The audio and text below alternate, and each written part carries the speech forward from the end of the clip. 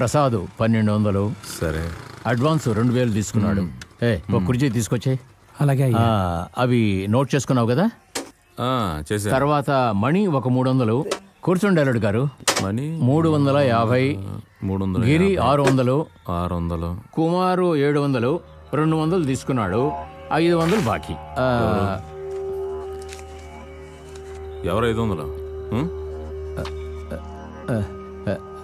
గణేష్ త్వరగా వెళ్ళి టీ తీసుకురా. అలాగేనయ్యా. బాబు మీరు వెళ్ళి లోపల కూర్చోండి. అతను 500 ఇవ్వాలి అంతే కదా? నేను నోట్ చేసుకుంటాను. కారం కొట్టు ముకుందం 1500 తీసుకున్నాడు. 1500 అంతే. వారానికి ఒక రోజేగా సంత. పాండు ఎందుకు ఇక్కడ అనవసరంగా ఉండాలి? వీడిని సైకిల్ స్టాండ్కి వెళ్ళమని చెప్పాలి. పాండు ఇక్కడే ఉండాలి, వాడికి వేరే పని ఉంది. పాండుని సైకిల్ స్టాండ్కి వెళ్ళమనండి. అదే చెప్పాను కదా, వాడు ఇక్కడే ఉండాలని. రే పాండు, నువ్వు సైకిల్ స్టాండ్కి వెళ్ళు. నేను చెప్తున్నాను కదా, అధికారం చలాయిస్తున్నావు.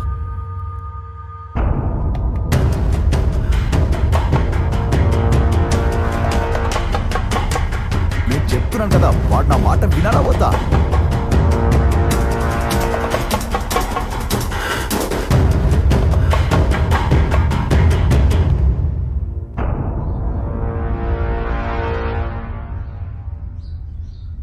బాగా కోపంగా వెళ్ళాడా?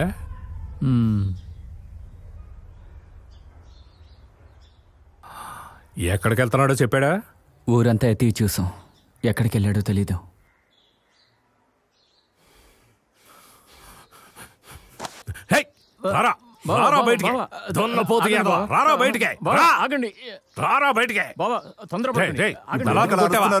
ఎందుకు కొట్టావరా?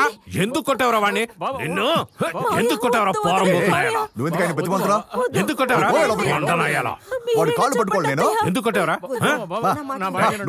నీకేం తెలీదు. చెప్పు, ఎందుకు కొట్టావరా? దరిద్ర వినావు కదా నువ్వు.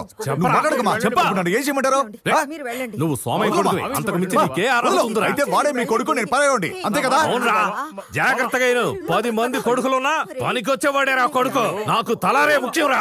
నువ్వు ఊరుకోమా, నువ్వు చూస్తున్నావు కదా, నీలాగా నేను కూడా నోరు మూసుకొని పడున్నారా? ఇలా మాట్లాడుతున్నారా? వినవుగా? వాడు పనికిరాడు, దద్దమ్మ వాడు. నువ్వు పొదలవయ్యా, నీ అల్లుడికి ఒత్తాసు పలుకుతున్నావా? పోవయ్యా. ఇక నా వల్ల కాదు, నేను భరించలేను. ఎంతకాలం ఊరుకోవాలి? ఎప్పుడు ఇదే గొడవ, ఎప్పుడు చూసినా తలారి తలారి తలారి. నన్ను పట్టించుకోరు. ఏడవ కక్క, మీ మావయ్య గురించి నీకు తెలీదా? ఊరుకో తల్లి. మావయ్య కోపం ఎలా ఉంటుందో నాకు తెలుసత్తయ్య.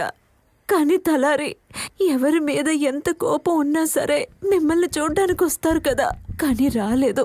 అది తలుచుకున్నప్పుడే నా గుండె దడగా ఉంది.